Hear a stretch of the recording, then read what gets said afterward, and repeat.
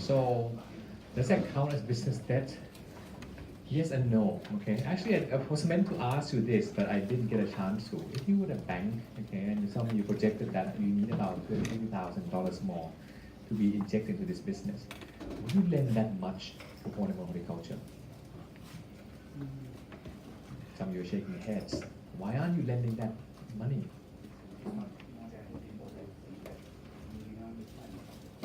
Right.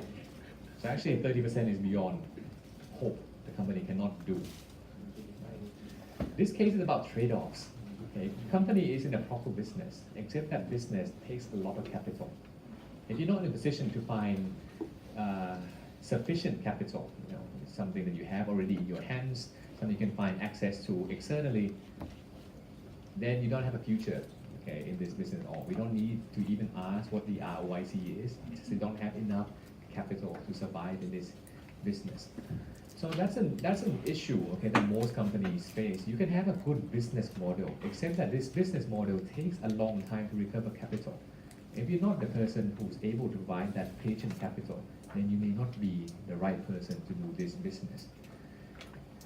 The immediate goal of this company is to trade off, okay, liquidity, because the company is crashing and burning already, yet the company is making profits. That's exactly how the book Profit First illustrates, okay, the case studies that most entrepreneurs have. I have a great business, my profits are really great. I talk to my accountant, the accountant says, congratulations, I think this year you have about $18,000 profit, well done.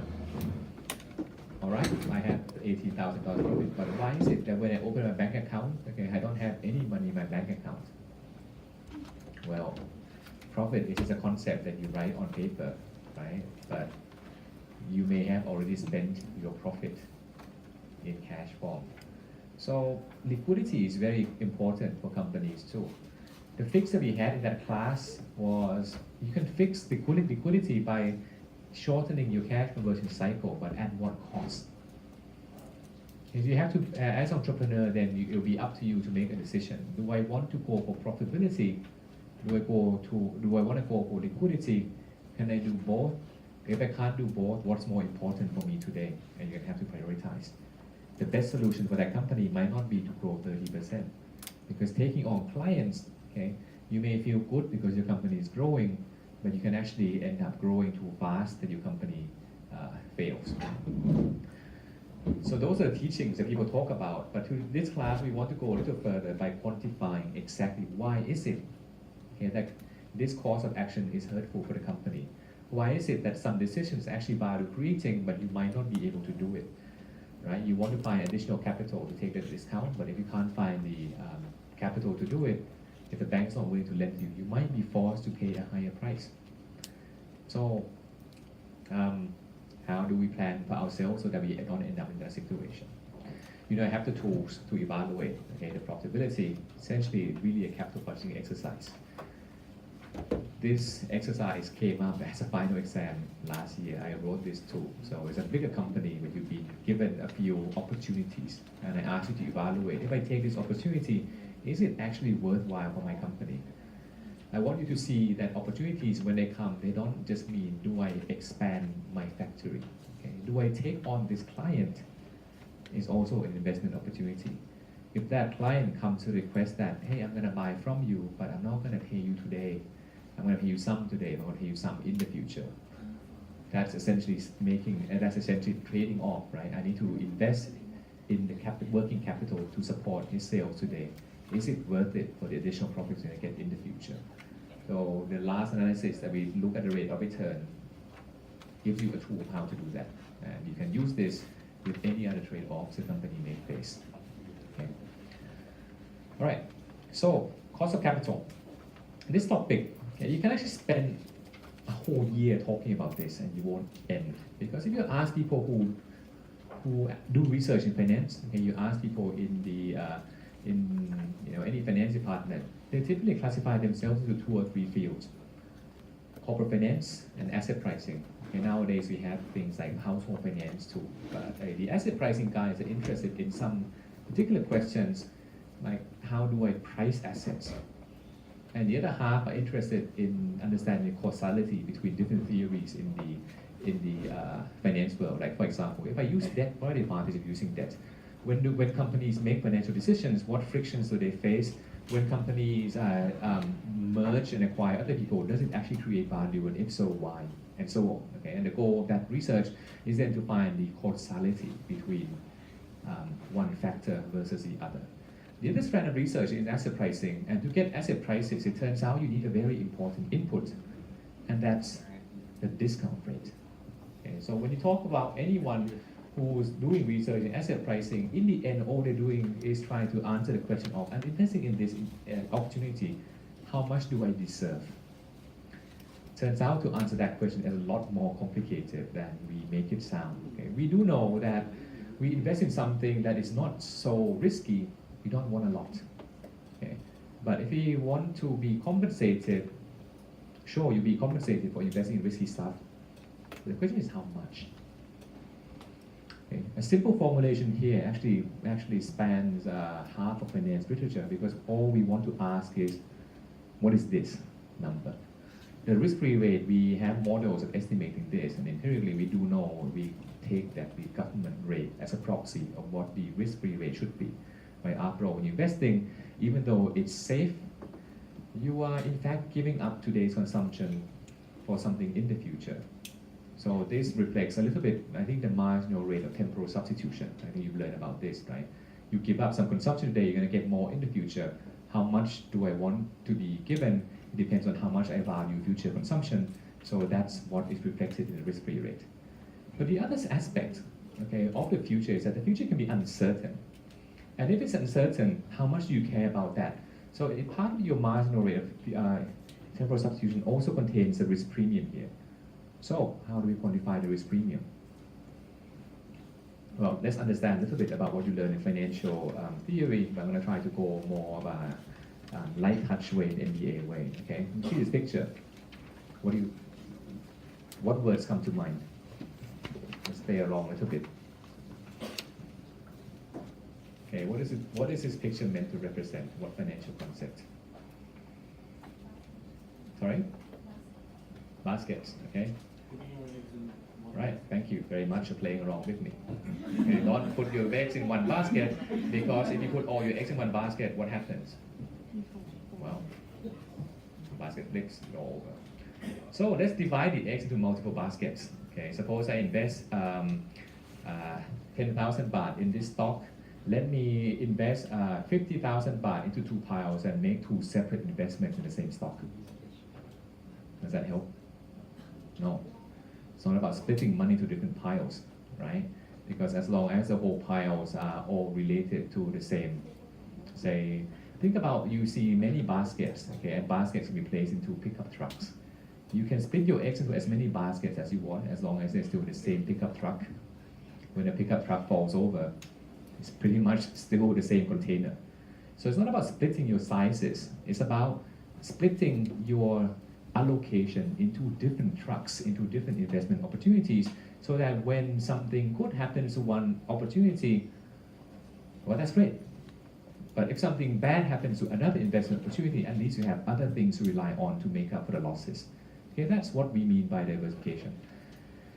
We can go on a long time about diversification and how it actually unwinds our way of thinking in terms of investment. But one good thing about diversification is that it teaches us to understand what should we demand from investing. So, this is an example I use in my MBA class. Okay, you've seen this in your financial theory class. Suppose you have two separate assets, asset A and asset B. You can hold them independently. We can hold them as a basket, and depending on how you allocate your funds into different baskets, and also depending on how related they are, okay, you'll be able to achieve different risk and return profiles. That's the heart of the portfolio theory by Markowitz and diversification. Okay. And when we add many things into a basket, our investment opportunity set changes. If you have just a pair of investment opportunities, then what you map out is a line. So let me be a little more technical, since you guys are doing MS finance instead. Think of this as a two-dimensional space, two assets, A or B. You have n-1 degrees of freedom, okay? So a two-dimensional asset space, you can pick two. That means when you pick the allocation in one asset, the other one is determined already. 100% minus X gives you the other piece well determined. So two-dimensional space, when you reduce 1 degree of freedom, you have one-dimensional space. One-dimensional space is a line. That's why this is a line. I increase my dimensional space to 3 assets. I pick 2 allocations. The last one is well determined. My choice set is two-dimensional space. Two-dimensional space is not a line. It's a plane. I have 50 choices. I have n minus 1 degrees of freedom. 50 choices, 49 choices. What's a 49-dimensional space? Actually, it exists. It's called a hyperplane. Okay, any plane that has more than 2 dimensions, we call that hyperplane. And why does it matter? We get to pick any things that we want in this hyperplane. And once we pick it, we get a surface, okay, a surface of risk and return combination. And this surface of risk and return combination gives us all the possibilities that we could pick. So we ask ourselves next, what do we want when we invest? We all assume, okay, and most models assume that we are risk-averse investors. Obviously, for good reason, okay? We don't like risk. And one thing to understand what we mean by risk aversion in finance is that risk means anything unpredictable, whether it's worse than we want or better than we want. If something delivers us, if somebody gives you more money than you want, than you were promised, you actually don't like this in finance, in economics. Okay, that's the puzzling part that sometimes is difficult to appreciate. Risk isn't one-sided. Okay, risk is unpredictability, and unpredictability has 2 sides. Just like when you draw a bell curve has a side where it's really high and a bell curve where it's really low as well. And when we measure risk, we don't really care about the direction. And as long as it's spread out, we don't like that. Okay. So our goal, as we don't like risk, we like to reduce the uncertainty. So we try to find things that once we lump together, okay, the shape of our bell curve is as compact, as compressed to the middle as possible, as less spread out as possible, as certain as possible. That's what we mean by diversification. But there's a limit to how much we can go. Right? We can compress the bell as much as we want, but we can't make it full certainty because, well, not all risk can be offset. And that's what we mean by diversification. So we have a diversifiable risk, and we also have a non-diversifiable risk. The next piece of assumption is very crucial. Okay? In most of these evaluation models about how we view risk and return in finance, we have a crucial assumption that says if you can avoid risk, you will. If you don't avoid risk, it's your problem. That means we're not going to give you any additional returns for investing in the risk that you could avoid. Only the risk that we can't avoid, and that is well known in advance. Okay, another component I think that's more important, relevant the connotation of risk is that things that we can't avoid, okay, and quantifiable, then we're gonna reward you for that.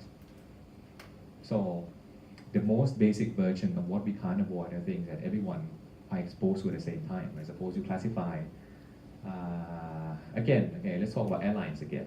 Okay, let's talk about a Thai Airlines, a Thai-based airline, which is not purple, but it's yellow this time. Okay. About 3 years back, Valentine's Day, you went up to Chiang Mai with your loved one to celebrate the Day of Love. That was on a Sunday, and you want to fly back to start work the next day. Problem is, okay, Valentine's Day, Day of Love, everyone deserves some love, even pilots too. So they said, you know what, we're not going to work today.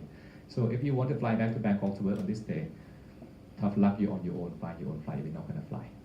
Okay, the real story is a lot more realistic than this, but I just want to make it a little more dramatic. There were reasons why they don't want to fly, but they said this on the Valentine's Day. So, no flight. But if you want to go back to work on Monday, you will find a way to go back to work on Monday, right? So how would you go? By bus, okay?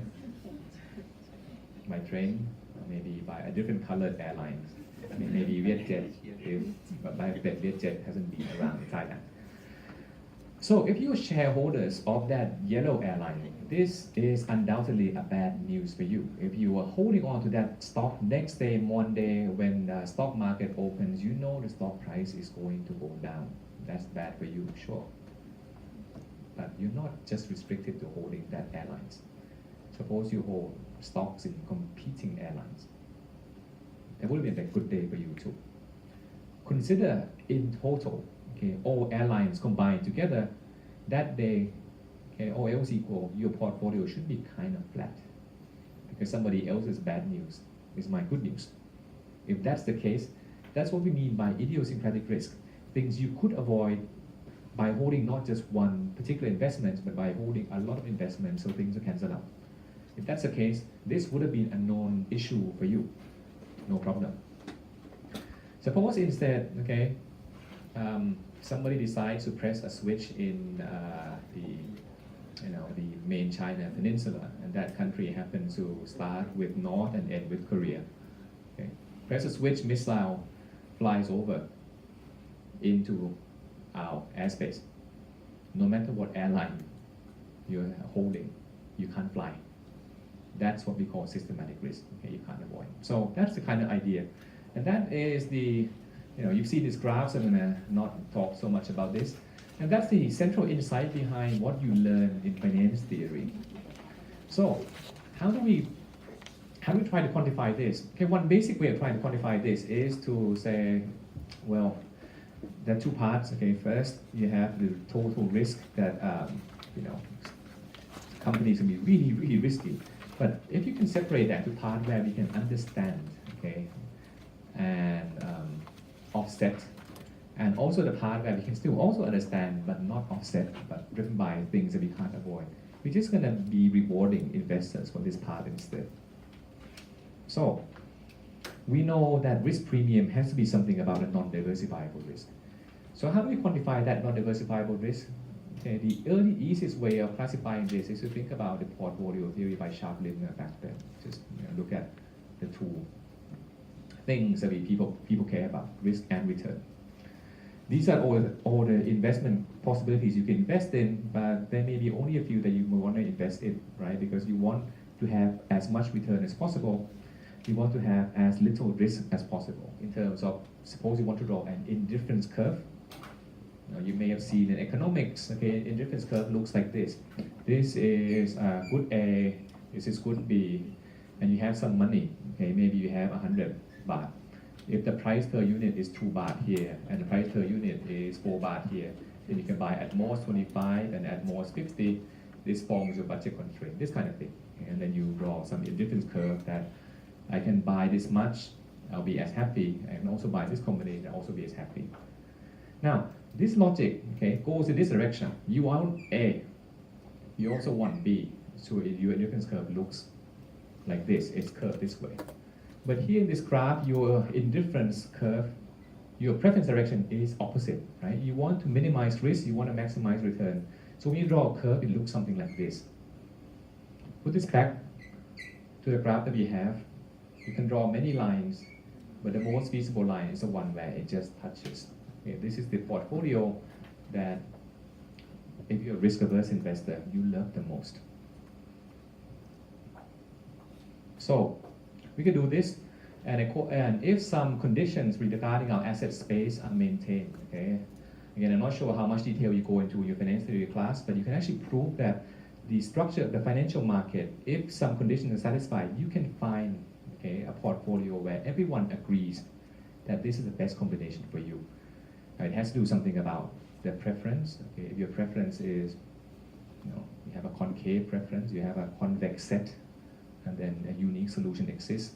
And I skip all those details, but let's say our financial market structure is defined in such a way that this solution exists, then this portfolio is a portfolio that we really care about. Now, another way to understand this is to think about what we really want when we invest. Earlier I said the the return of some portfolio is just a risk-free rate plus the risk premium.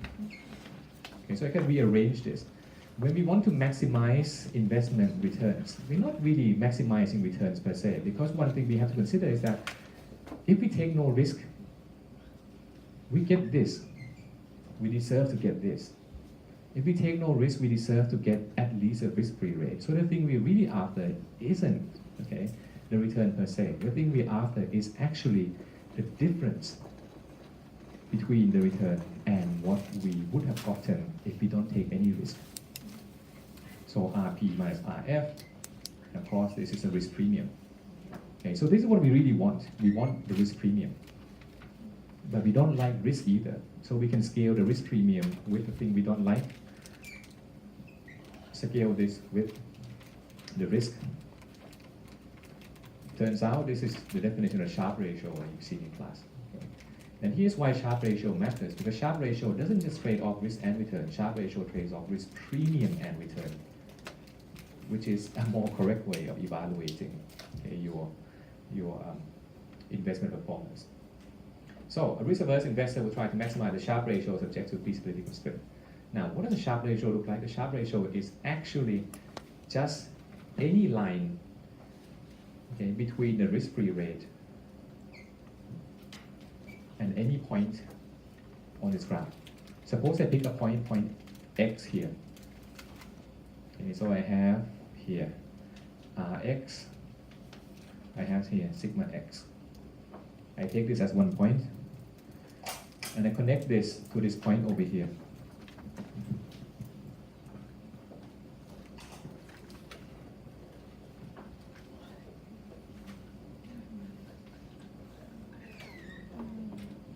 The slope of this line, dy rx minus rf, divided by dx, sigma x minus 0, it's actually the Sharpe ratio of point x. So the way to visualize Sharpe ratio easily is just to draw the line here, and the steeper the line is, okay, the better the Sharpe ratio. So you can pick a thought exercise where you pick points, okay, and try to draw a line. See if you can do better. Here you can do better, so it's not the right line. You can pick another point, okay, and draw. This one has steeper slope. Fantastic, but except that it's not feasible. It's outside the curve that allows what we can do. So repeat the exercise, you will be able to find just one portfolio. Then you've covered some financial theory to show you why this portfolio is the market portfolio. So I'm going to skip that part. It turns out this part is where everyone agrees upon that it's the best investment opportunity that we could make. We maximize the Sharpe ratio. Okay. So why is this important? Turns out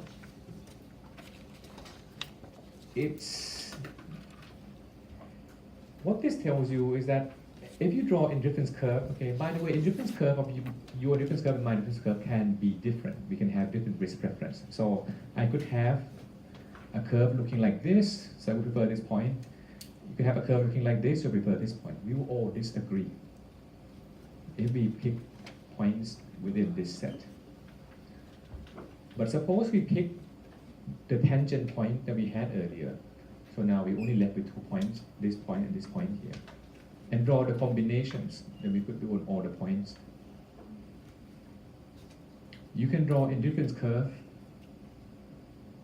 I may have different points that I like compared to you.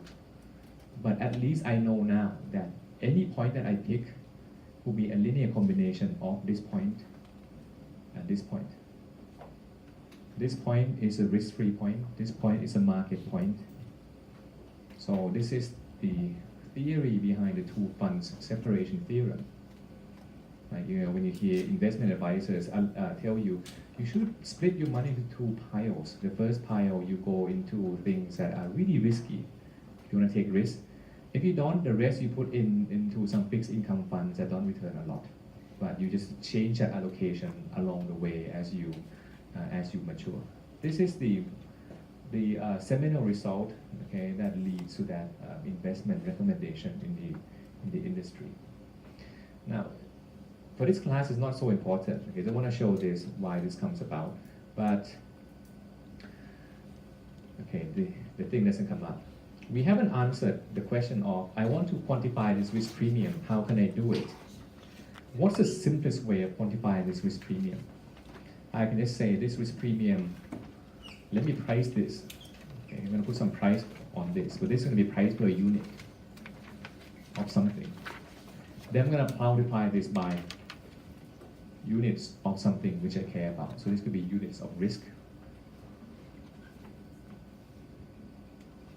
Multiply the two together, and then we can say this is how we're going to do it. So if we are going to allocate one measurement of risk, how might we want to measure this? if you go back to our findings earlier, that, okay, this is the market and this is how we evaluate this, at least one thing we all agree upon is that this is the best portfolio in terms of investment performance, okay, in terms of Sharpe ratio. So if anyone wants to get the best investment portfolio, you would do this. And it happens to be where you invest everything in the market. So how about this? Let's pick the market as a benchmark. When we define risk, let's just say, let's define risk relative to the market. Is it risky as the market? Is it riskier than the market? Then that's going to be our measurement of units. And we call this beta. We call this beta. Now next we need to know, okay, if we take on 1 unit of risk, what's the price per unit of risk? Well, when I invest in the market portfolio, I'm going to get return of RM. Okay. What is the additional return I get from investing in a portfolio? Let me deduct RF. This we call the market price of risk. Okay, you may have heard many names of this. You may have heard risk premium. Okay, you may have heard equity risk premium. You may have heard market price of risk. They all mean the same thing. It just means per 1 unit of risk that you're taking on, what are you willing to pay for? So you have all these formulations. Turns out everything we've taught you up to this point theoretically is right, okay, but empirically it's been proven to be wrong. You've seen paper like Rolle's critique. Recall what Rolle's critique is of the CAPM model? What's the problem with the CAPM?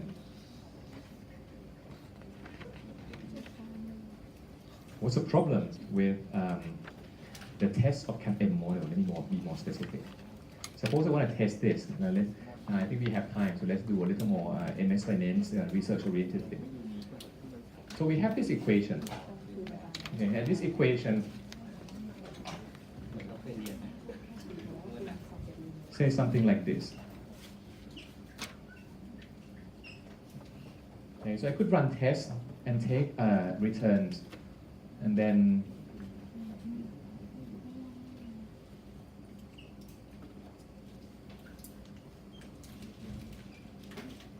run this. What would you expect when I run this test if my asset pricing model works?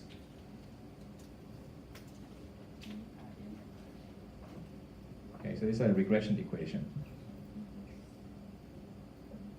And I put in some asset return and market return. If my asset pricing model works, what do you expect to see? What, sorry? 0 alpha, because?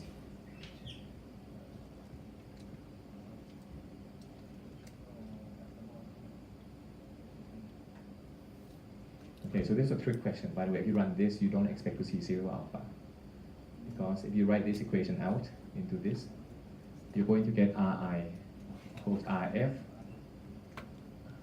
minus beta Rf plus beta Rm. And this typically is non-zero. Okay, so the actual test is done on what's called excess return. You would run Ri minus Rf on this side, which typically I denote this as RIE, right, in the workshop that I showed you. On the right-hand side, okay, you also need to do some adjustment, so Rm minus Rf. If you run this, then your alpha is supposed to be 0. Well, how well do you think this works? Empirically, okay, Fisher-Black found this many, many years ago, about 60 years ago. If you line up the CAPM model, if you write this as a linear equation, you can think of this as an equation where left-hand side is return, right-hand side is the amount of risk. So beta, right-hand side, Ri on left-hand side. You can draw a line. Okay, and the asset pricing models should, if it works, you should see the asset returns pretty much line a straight line. You don't expect it to be higher or lower systematically, because this is on average, by the way. You want your model to fully explain, okay, what returns are being driven by. There are a few things that actually happen. Okay, first, is that this line, suppose you plot this, okay, and you plot alpha on the y-axis, and you plot some characteristics of the firm x on the x-axis. We actually expect to see this to be a zero line, right? Regardless of the firm characteristics, if all we think that explains how much return the company should have, should just be the risk exposure itself. So at any level, there should be no alpha. It turns out, okay, there are a lot of literature that documents, if you look at the alpha of some groups of company and look at the covariates, okay, their characteristics, some companies show a clustering of alphas on characteristics. One of the most commonly known ones are what Farmer and French found, right? The size effect. Smaller firms tend to earn higher returns than the what asset pricing model says. So you'll see like alpha for small firms, then declining. What Fisher Black found was that, well, you can also see alphas of the stocks at different levels of beta. So if the asset pricing model works, okay, I can change this to beta as well. Okay, plot a relationship between alpha and beta. Again, you expect it to be a flat line. But it turns out what he found was that stocks that have low beta tend to have higher alphas, and stocks that have high betas tend to have low or even negative alphas. I have a picture for this for Thai stocks, and it looks like this too. So this is the evidence that CAPM fails. Okay, when you want to see if the CAPM fails, what you would do is you run this regression equation of the CAPM, and then get the estimates of the alpha. And the alpha, you can see if the alpha is correlated with some characteristics of the firm. This kind of research is called, I think, anomalies in the asset markets. The reason why they call anomalies is because there's a strong belief, especially from guys in the Chicago camp, that the asset pricing model really works. So once you put the asset pricing model to the test, the model should very well explain how investors demand risk premium from investing in companies. And anything that occur outside may be just things that aren't supposed to be there. So it could be market frictions, so it could be the misunderstanding of pricing models.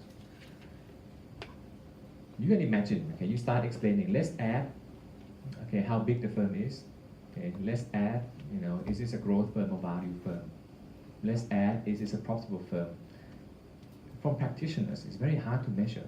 Okay? It's very hard to quantify that, okay, this firm is small, so I'm going to add a few more percentage points in terms of the returns I'm going to earn from this firm.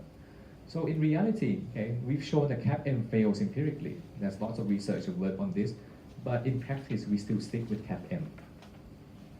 Can you ask anyone in corporate how you estimate your cost of capital? They say, well, either CAPM or I just have some number corporate allocates to me.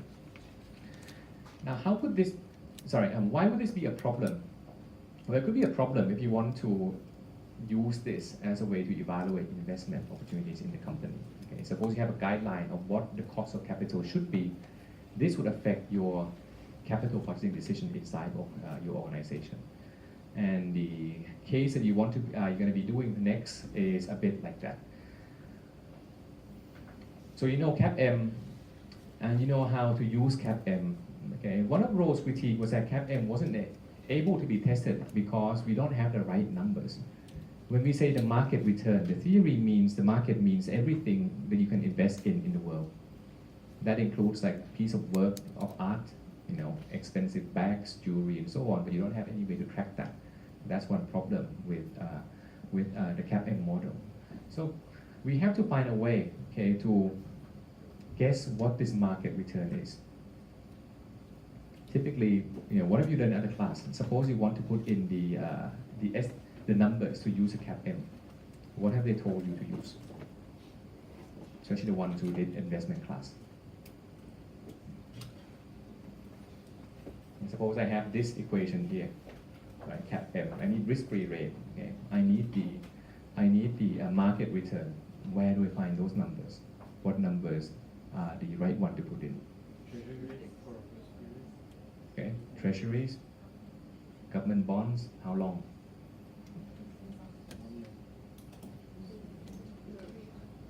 Three months.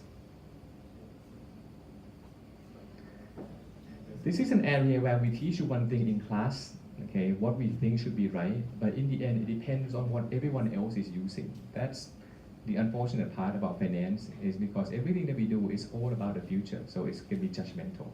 That means if somebody believes this is the way to do it, no matter how right or wrong it's going to be, that's the way you do it. The way the investment bankers use in CAPM, the risk-free rate is a 10-year government bond. Is 10-year government bond risk-free? So what kind of risk does it have?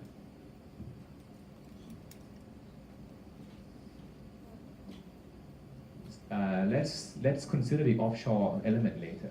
Domestic government bonds. Okay, what risk would you have for your bonds if it's 10-year? Political risk, which would affect the. Suppose my country is politically unstable. As investor, why am I concerned? Default, right? Because I might not pay back. So it's part of the default risk is driven by political facts. Anything else? A 5-year versus 10-year versus a 3-month. Right. So this comes in the form of maturity risk. Right. The longer, okay, the more uncertain the future is. So you have some, risk associated with how I reinvest my income. Especially if it's a fixed income instrument, when yield curve slope changes, then your value of the instrument is sensitive to changes in the yield curve as well. So 10-year bond is risky. The least risky you can do is actually a 1-month treasury bill. That's about as small risk as you can do. But it turns out in practice, people use 10-year, so go with them, 10-year. But if you use 10-year, that also means when you estimate the market risk premium, the risk premium is a 10-year risk premium. Okay, so at least be consistent. This is one of the areas where, in textbook they say one thing, but in practice people use different numbers. It's okay as long as you're consistent, because if you use a 1-year risk-free rate to estimate your market risk premium, your market risk premium would not be the same as if you had used a 10-year risk-free rate. Okay, so notice the deviation between practice and theory. If the market uses 10, and by the way, if they use 10, why? What would be a good argument why you might want to use 10?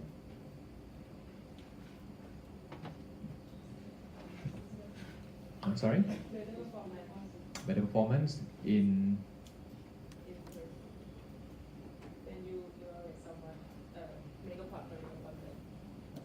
Okay, and how would that affect the pricing model? Any other reasons? I mean, it's a legitimate point, right? When you have long-term bonds, your duration is high. So I imagine what you mean is interest rate goes down. You have a long-term bond, you actually make a lot more money in short-term bonds. So as an investment perspective, if you're taking a downside view for the yield curve, then your bet pays off more. But we're doing an asset pricing exercise. We want to find a benchmark. Here are what I want from investing in a company. So what is my benchmark rate that I need to demand from a company? It's a risk-free rate theoretically, but empirically, why might I want to use 10-year?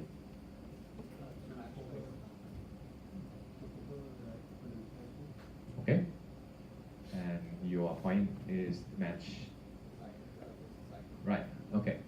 So I presume that's what the investment class talked about. So another argument is that, you're investing in equity. Equity has no definite life. It's about as long as it is. So you might want to match the maturity of your discount rate, okay, to the maturity of your investments. So that's the argument that they make. Personally, I find that argument a little difficult to understand, right? Because if that's the case, why not change discount rate for every year? Right? For the 1-year cash flow, one thing. 2-year cash flow, one thing. You've seen that in your bond valuation exercise, where you have a yield curve and you price your bonds along the yield curve. If that's what you believe, then every piece of cash flow, you better use a different discount rate. But in any case, okay, there's no point in arguing. If they use 10 years, they use 10 years. So that's one thing that I would like to set this out because I've had students, okay, who went to interview in investment banks and they answered using a textbook answer. And they said, no, that's not how we do it. And it doesn't really matter what's the right way of doing it. It's the way they do it that matters more. If it doesn't get you the job, even if you have the right answer, but you don't get a job, you still not achieving your objective. Okay? So practically 10 years. Okay? Really 30 years is possible too, but 30-year bonds you don't really find a lot. So 10 years is the longest and still liquid issue of governments that we can use. So forget about what I say up here. Okay? Empirically, when you work in practice, you tend to use 10-year rate. So that means when you use 10-year rate, the market risk premium needs to be adjusted as well. Now for an MBA class, I'll just tell you market risk premium, you can look up what the market return is, deduct that. But in for a finance class, I actually have a more technical view that I can present to you. Okay? How do you think the market risk premium should be estimated? If I take the average of stock markets for the past 5 or 10 years, is it good enough as an estimate? I'm going to focus on this component now.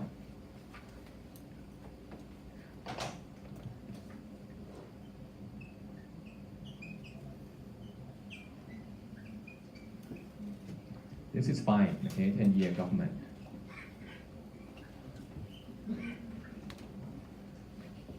What about the market risk premium? How should I get this? Can I just do RM?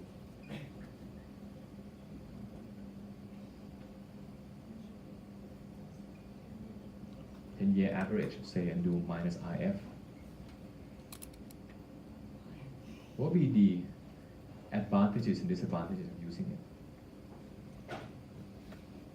Do you guys learn any other ways of getting this in your equity class?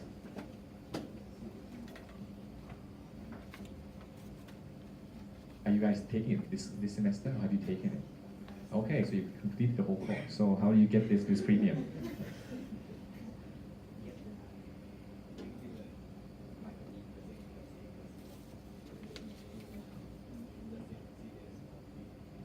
Okay. So how many alternative ways are there for you to get this actually? There's a lot, right?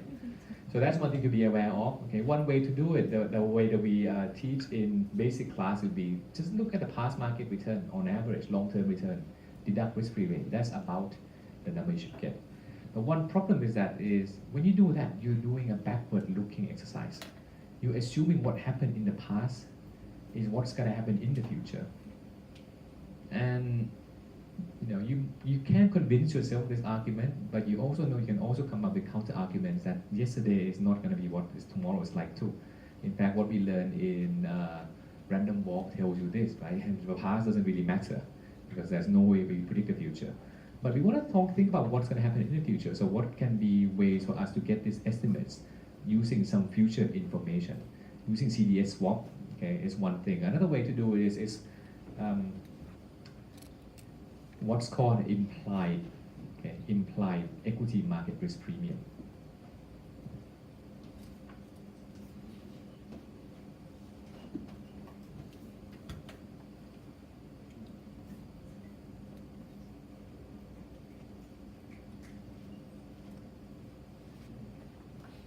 And this involves asking, if you have some reference assets, maybe the index, say, you see the index price right now, okay, and you see the index expected cash flows in the future. What discount rate makes the current price compared to future cash flow correctly priced? You guys have heard about the yield curve for bonds, right? Yield curve for bonds basically tell you if you have bond cash flow in the future, how much do you value each piece of the future cash flows? You can actually do the same thing for equity market too. Okay, there's a strand of research called the equity market yield curve. You can extract this from futures contracts. So if you think about what a future contract is like, you have a definite an estimate of what the future cash flow from this contract is going to look like.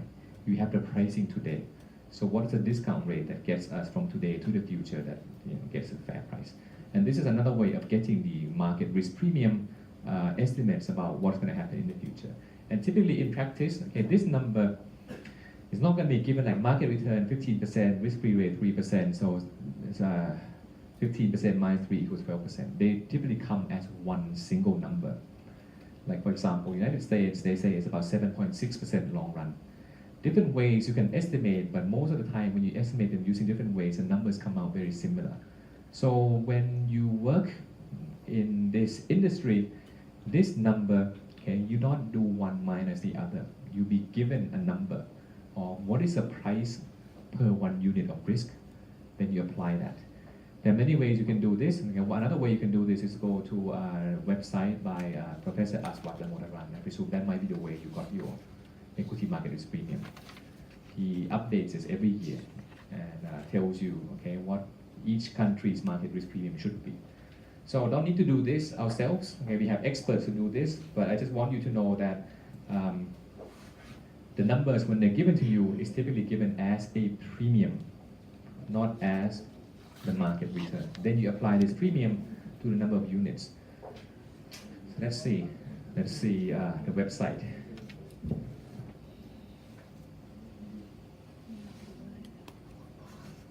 So Aswath Damodaran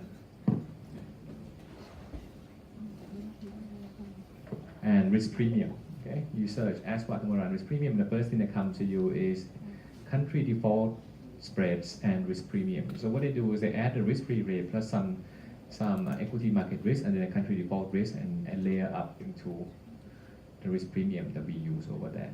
And it's going to take a while. Oh, the website is broken. We only have historical copies, but here we go. Okay, so they have different countries here. Say, let's look at the columns. Okay, GDP, Moody's rating, default spread, and so on. So what we want to have is the equity market risk premium.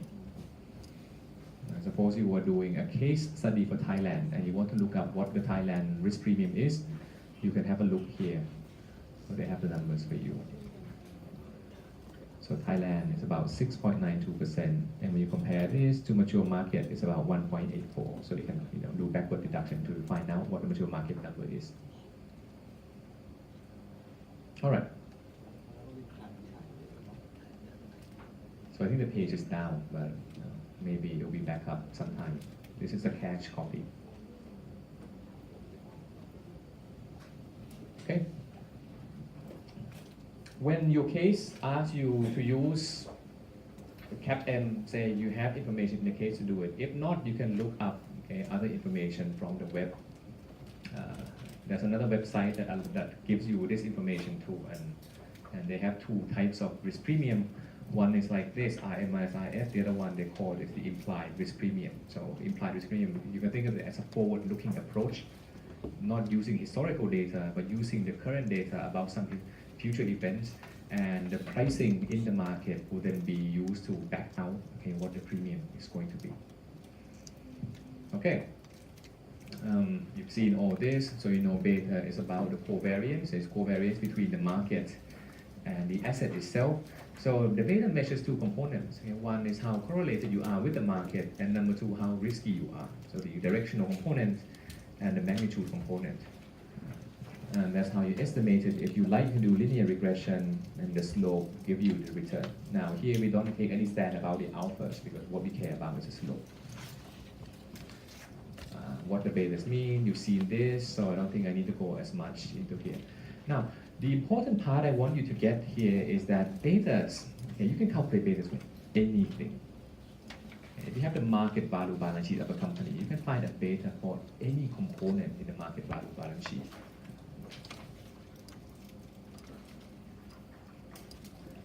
Up to this point, the most familiar beta that we are aware of is going to be the beta of a company's stock. Anytime you heard beta, we typically mean the equity beta. If you draw a company's market value balance sheet,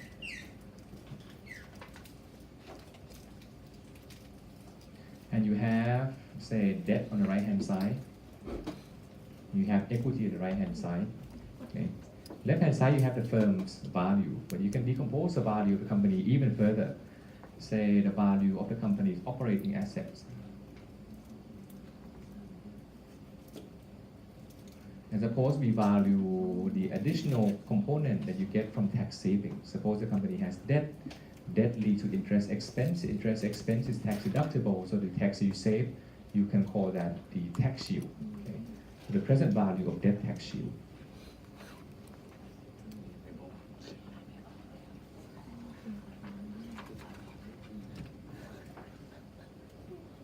You can actually get a beta of this component,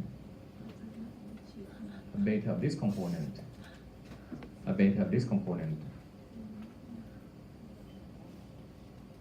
and the beta of this component. Using the methods that we saw earlier, suppose you can get returns, say specific to debt. Okay, I can do a plot of what are my debt returns versus my market return. And it may be sensitive, it may not be sensitive, I don't know. I can estimate. The beta might be very low. The beta might be statistically zero. The beta might be some positive amount. But, okay, the same concept. You want to measure how sensitive are the returns to your assets compared to market condition. So anything can have a beta. Typically, we measure only this. But theoretically, you can have a beta of debt as well. And if you take a weighted average of this side, say you take a weighted average and this is 1.2. That means left-hand side, a weighted average must also be 1.2. But how we allocate these, how we distribute these, well, it depends on the size and so on. So if this is a big chunk, this is a small chunk, then this number represents more of this, the risk of this part than the risk of this part. So it's a linear combination and it's possible.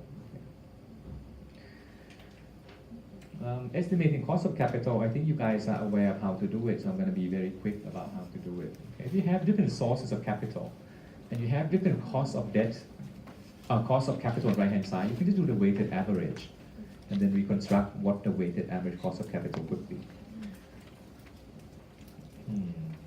I think these are my MBA notes, so you guys have seen this already, so I'm not going to focus too much on these. One way to think about the cost of capital, say in the perfect world, okay, where there are no frictions at all. Left-hand side must equal right-hand side. So if this is the business, okay, the business has some risk, our exercise is reallocating the risk. Think of the business as generating some cash flow. Now I'm going to reallocate cash flows to some of you.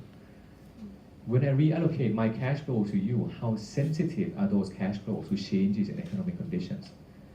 If I promise to pay you, and my promise to pay you doesn't depend on the economy at all, okay? Your payment could still be risky. I may default on you, but when I default on you, it has nothing to do with how well the economy is doing. Then what you're going to be exposed to will have very low market risk exposure. Okay, your beta is going to be very low. I can also slice up my claims into equity-like cash flow where you share the profit with me. So to the extent that my company is risky and part of the risk is driven by economic conditions, when I have this risky part, you are going to inherit the risky part from my company too. Okay, but think of it as money coming in from the left and being redistributed on the right-hand side. So the risk is actually being determined by how are you deploying your capital. If I take this capital and invest in something that's really safe, okay, investors don't need a lot. I can divide them up, but in any case, when you combine all these together, they're not going to want a lot for my business. On the other hand, if I invest this capital into something that is extremely risky, like a startup, this business is very risky and it's also very exposed to economic conditions, so the discount rate for this business is very high. I can reallocate the risk in this business to my investors, but the average risk, the discount rate on the left-hand side, should be relatively invariant to how I divide up my company on the right-hand side. Okay, I'm going to say relatively invariant because there are ways for you to change this, but it's not going to be affected a lot by how I split up my company. So, but if I don't know what the left-hand side should be, I can do it by piecing together what's on the right-hand side. If I go and ask you, okay, you're my creditor, right? What did you ask from me? You're my shareholders, right? What did you want from investing in my company? I can piece them together and then try to back out, oh, then overall my company, everyone won on average about this much.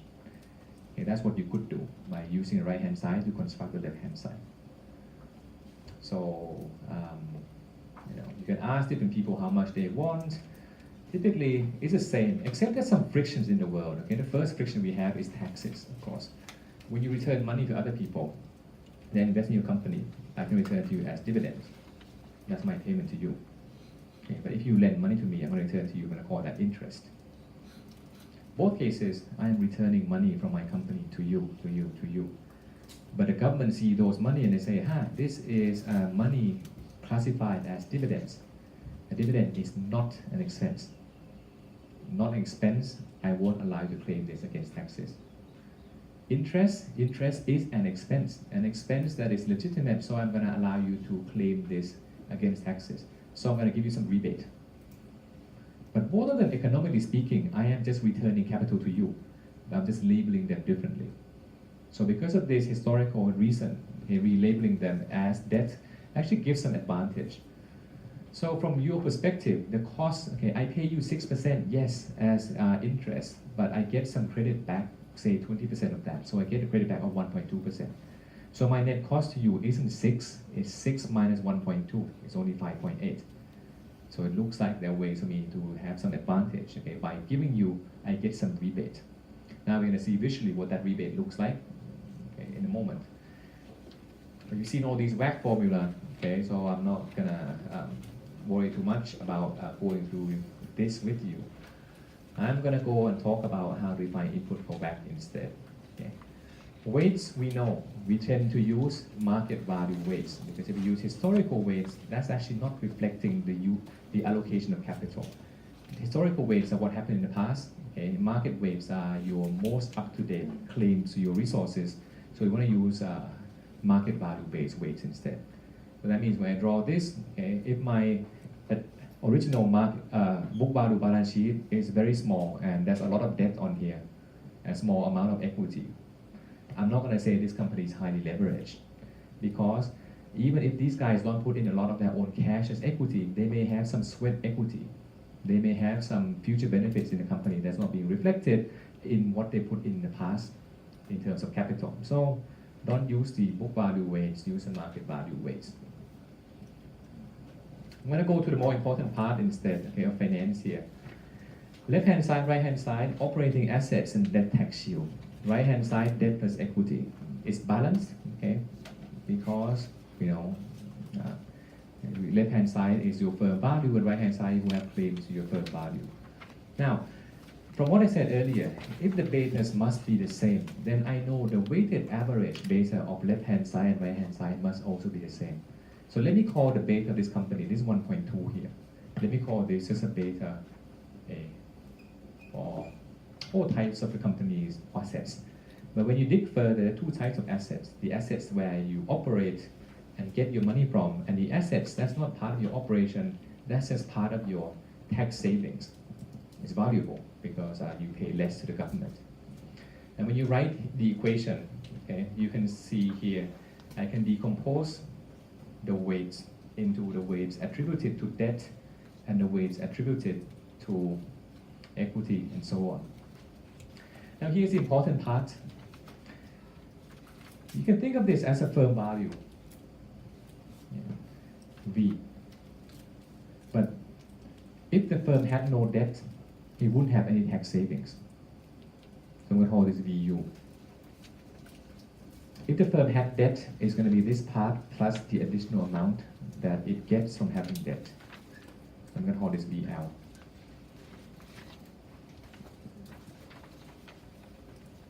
And from this equation earlier, let's make assumptions about how these pieces are valued.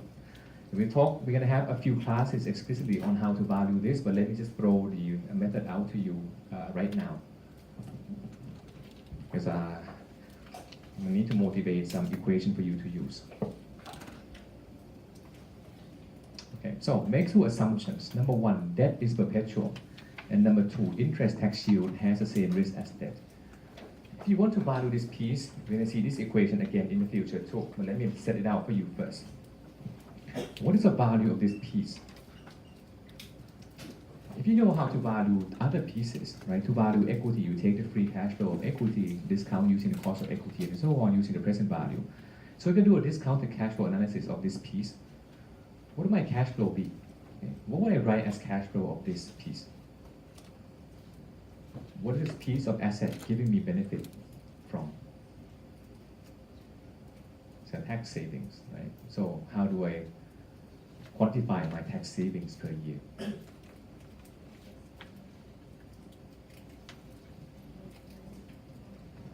This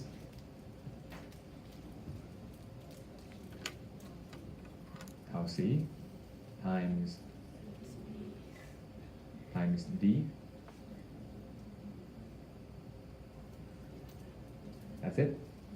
You're jumping a few steps here, but that's where we want to be. But before we get there, let me walk you to here. Okay. You're like 5 lines ahead of me. Okay. It's a tax saving. So here's a tax rate. But what are we saving on? We're saving on the interest expense. So our interest expense depends on number 1, how much debt we have, and number 2, what is the coupon we pay, the cost of debt and so on. So I'm going to write RD. I'm going to write DT. This is in each year. Okay? And in each year, I'm going to discount this.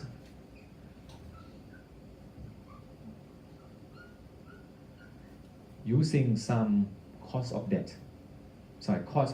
The discount rate. I'm not taking a stand on what discount rate I should use. Okay, but it's just going to be some number I use to discount. Now this is 1 year, but there are many, many years after this. I'm going to do a sum. Okay, T to some period where I hold debt. So this could be 5 years from now where I finish holding debt. Could be 20 years from now. In fact, this could also be infinity. So this is the full, generic formulation of how to value this piece of debt. And by the way, we're going to come back to this formula again in a few classes, because there are some situations where you might not want to make a lot of assumptions about how you hold debt. But here, for simplicity, let me make some assumptions about how we hold debt. Okay, these 2 assumptions. Number 1, debt is perpetual. If debt is perpetual, this is infinity. This capital T is infinity. Number 2, well, it's perpetual and constant too, sorry. So dt here is no longer dt, it's just a constant d now. In any period, it's the same number, constant and perpetual. Assumption 2, I'm going to discount this I'm going to treat my tax shield as having the same risk as my debt. So this discount rate is going to be the same as cost of debt. Tau C times R times D. None of them have T subscripts anymore. It's constant every period. So this is a constant number. A constant number repeated indefinitely, it's a perpetuity. So we have tau C times RD times D. Discounted as a perpetuity, discount rate is RD. So you cancel them out, you get the equation, that said earlier, tau C times D. That's how we derive this. So I want you to be aware of this because we're actually making an assumption about how our tax shield is going to be valued and also how tax usage behavior is going to be represented going forward. We must have constant perpetual debt, and we are treating this as if it has the same risk as debt.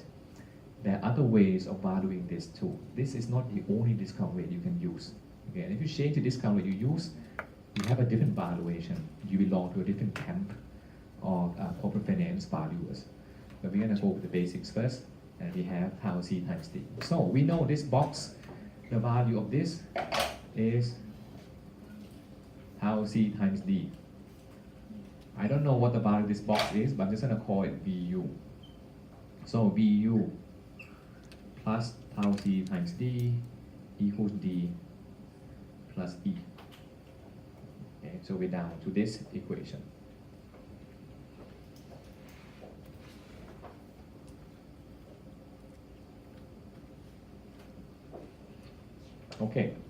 So I call this beta OA earlier. Let me rename this, Let me rewrite another company. Suppose my company has a different capital structure and I don't have any debt on my company balance sheet at all. I won't have this box anymore. My debt is 0. My left-hand side, when D is 0, will just be VU.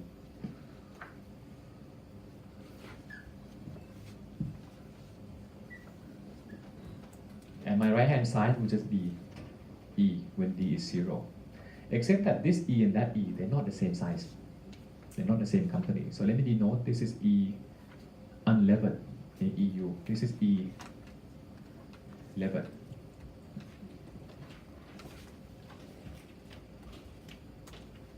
All right, so we have this equation. We also know the weighted average of the betas left hand side and right hand side must be the same. So from this equation, we can go to this equation here. Okay, the weights on this multiplied by, sorry, I forgot one more step. If we know this box is the same as this box, and this box is the same as this box, so whatever we have as our beta operating asset earlier will be exactly the same as a beta of the company had the company been unlevered. So inherit this, take this here, put this into that equation, you're going to get this expression. You can show this in your own time. When you have this equation, the next step is to just summarize all this and you arrive at this equation. There's a name for this equation. You guys remember from your class?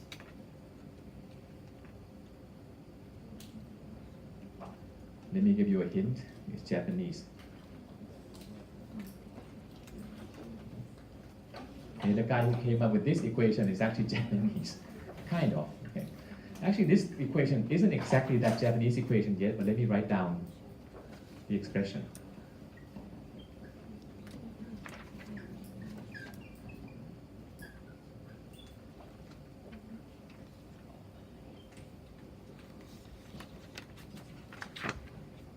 Okay, that's a long and a handful.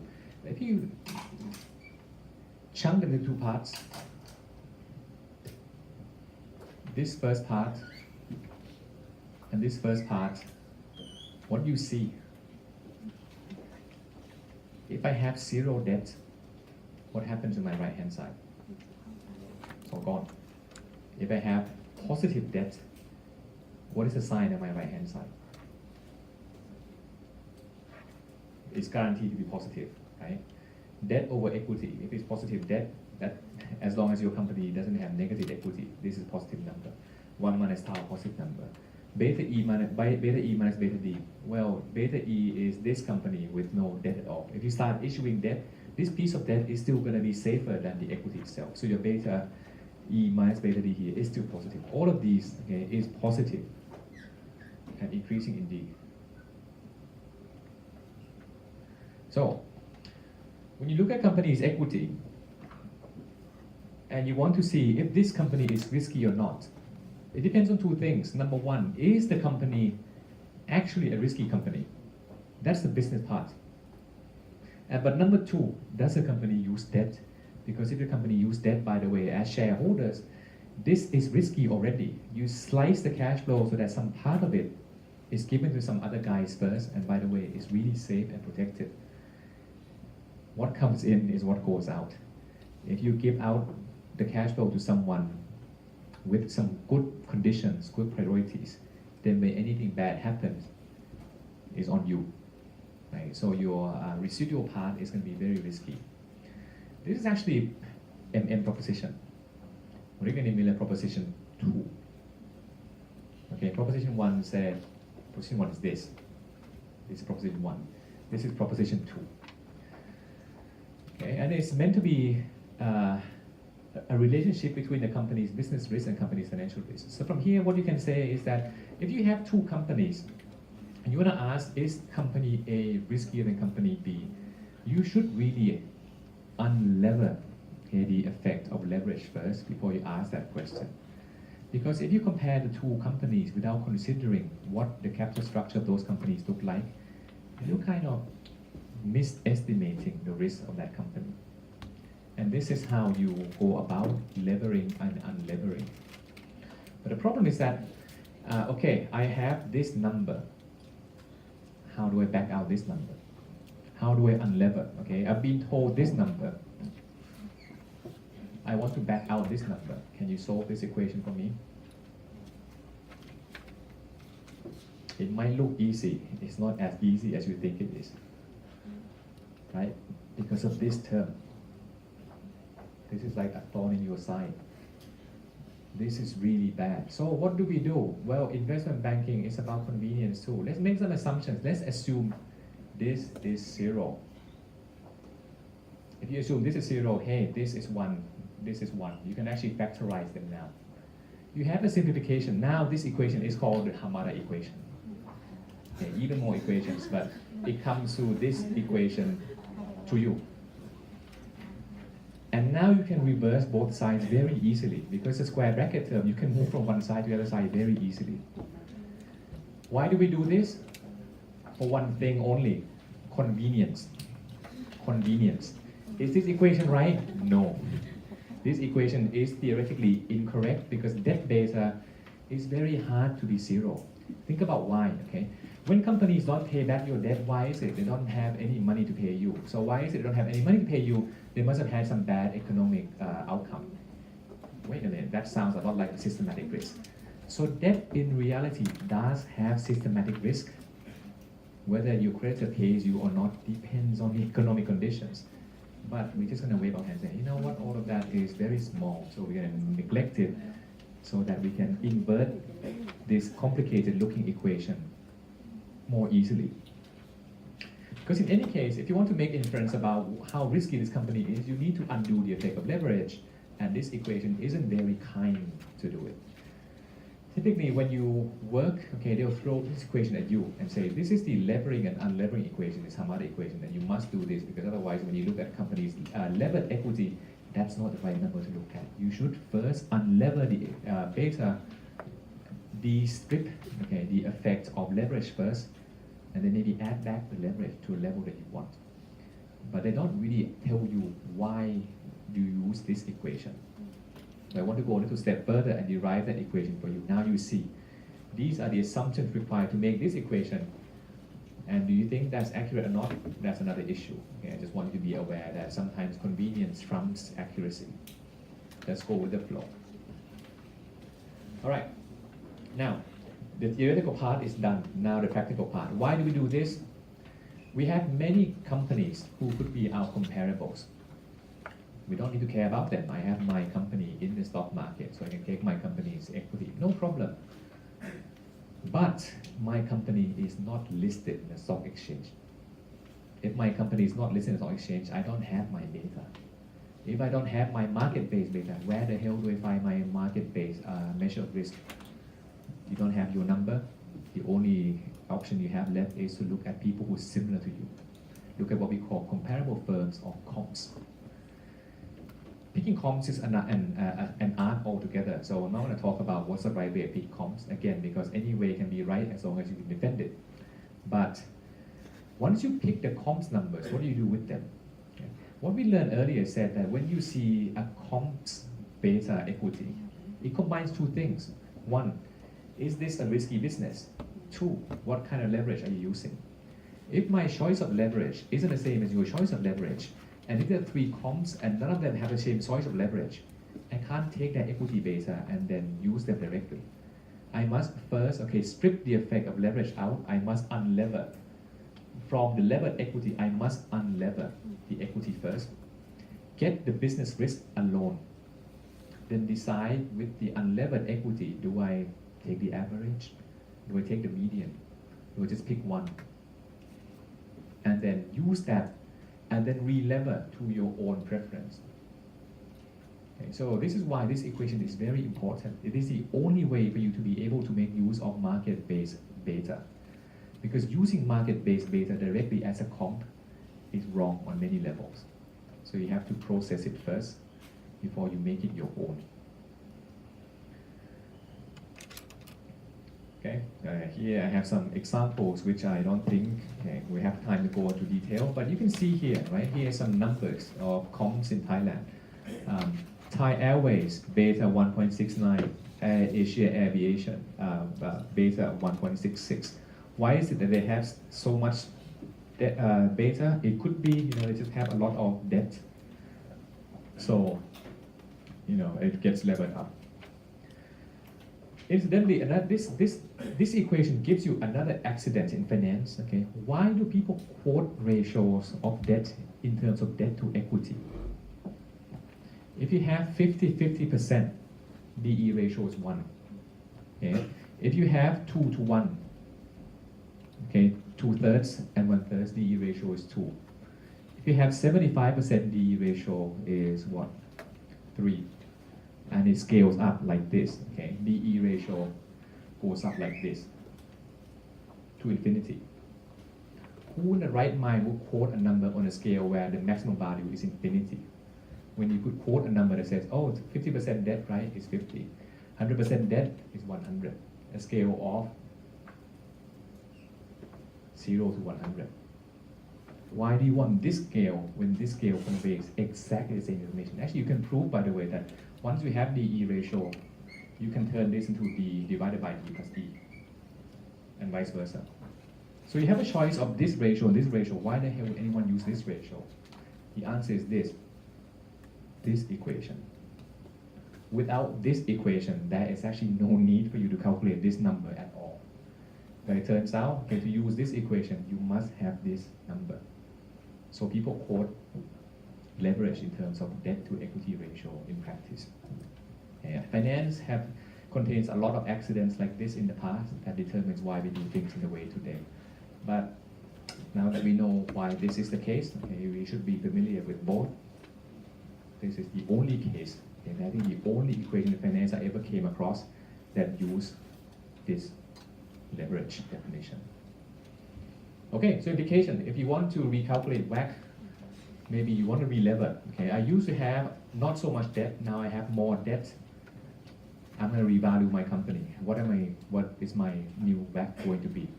You must, okay, unlever, then relever. I don't have an example for you, but let me take a couple minutes, okay, to walk through this with you. This is the mistake that I see the most, okay, in real life.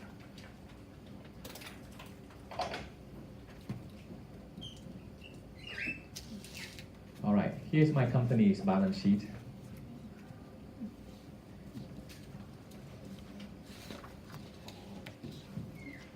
Debt 20%, equity 80%. And my cost of debt is 6%. My cost of equity is 15%.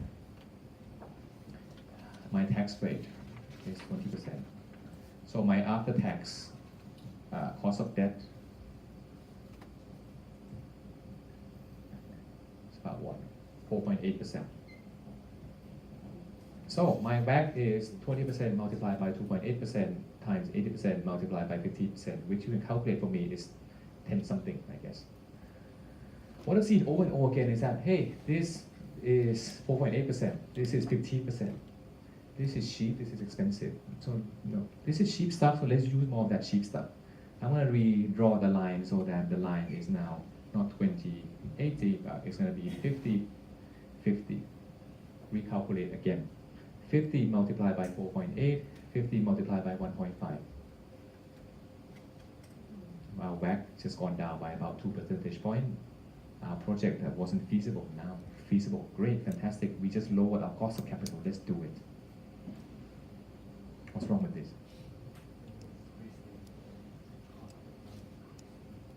Right. This is one of the most misunderstood numbers in finance. What is the right cost of equity?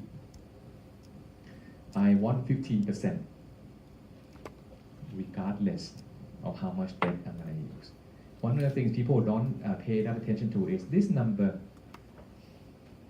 The number that you want depends directly on how much debt you're raising, how much debt you're using. If you use no debt, maybe one number. The more debt you use, this number goes up. Mechanically, mathematically it goes up. Logically, it also has to go up. Because if I'm investing in some business, if I use my own money, I want 15%. If I use somebody else's money, I want less than 15% now on average. That's impossible, right? Because what the discount rate of a business should not depend on where you find your financing from. It should depend on what you're using the money for. If you get the money from your family with no interest, versus putting your own capital, your own savings to do the business. Whether you do it or not, the answer should not depend on where you find your financing from. Because your cost of financing is not the same as the cost of capital. How much your investor want to charge you does not have to depend, is not always the same as what is a fair rate or return on the investment. Okay, and this is one of the most common misconceptions you see in real life. When somebody comes to me with a feasibility study, 80% of the time I see calculations like this, and they end up maxing out the debt and using not so much equity, but they want 15% still. So don't make that mistake. Okay. All right. So this is the end of today's class. The next case, again, also very, very short, about cost